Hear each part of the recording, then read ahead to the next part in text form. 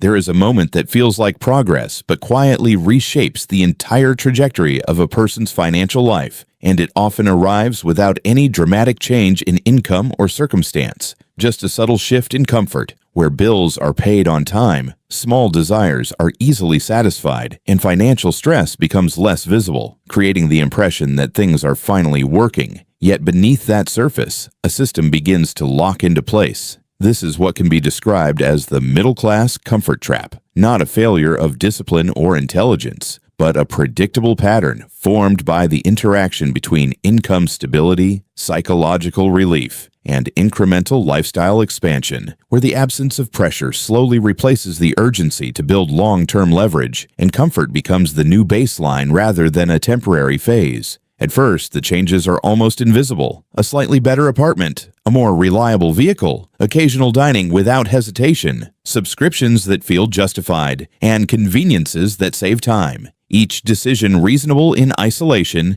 each upgrade small enough to avoid scrutiny. Yet collectively, they form a structure where expenses begin to rise in quiet synchronization with income, not through recklessness, but through normalization. The psychology behind this is rooted in adaptation, where the human mind quickly recalibrates what feels standard, and once a higher level of comfort is experienced consistently, it no longer registers as luxury, but as necessity, making any attempt to reduce it feel like a loss rather than a strategic adjustment, which is why spending tends to resist downward movement even when income fluctuates. When we look at the numbers, the pattern becomes clearer because income growth in the middle range often follows a linear path, small increments over time, predictable raises, occasional bonuses, while expenses tend to adjust in step, not because they must, but because each increase creates room for slightly better living conditions, and over time, this creates a near-perfect alignment between earning and spending.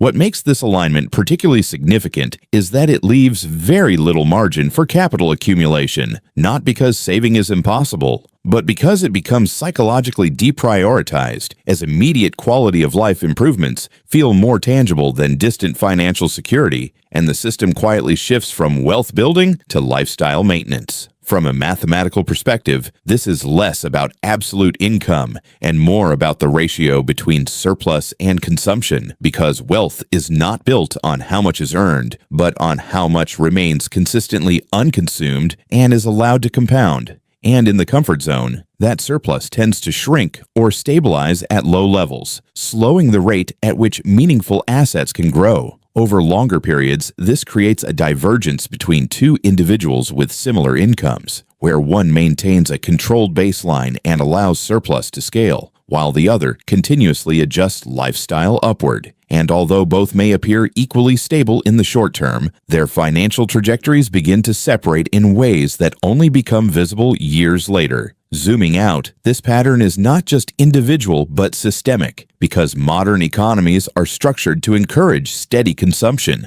offering convenience, upgrades, and financing options that make higher living standards accessible without requiring proportional increases in long-term financial security, reinforcing the cycle where comfort is sustained, but wealth accumulation remains slow. Historically, similar patterns have appeared in different forms, where periods of economic stability led to increased consumption norms, gradually raising the cost of maintaining what is considered average, which in turn reduces the relative ability of individuals to accumulate surplus unless they consciously resist that upward drift. The key shift, then, is not about rejecting comfort, but about recognizing its tendency to become permanent, and understanding that financial progress depends less on reaching a certain income level and more on maintaining a gap between what is earned and what is required to sustain one's chosen standard of living. In that sense, the real transition is psychological, moving from viewing income increases as permission to upgrade lifestyle to seeing them as opportunities to expand future capacity, where comfort is managed rather than continuously elevated, and surplus is treated not as leftover money, but as the primary driver of long-term financial flexibility. And when this shift becomes stable, the dynamic changes entirely, because instead of income chasing lifestyle, lifestyle remains anchored while income growth gradually widens the gap,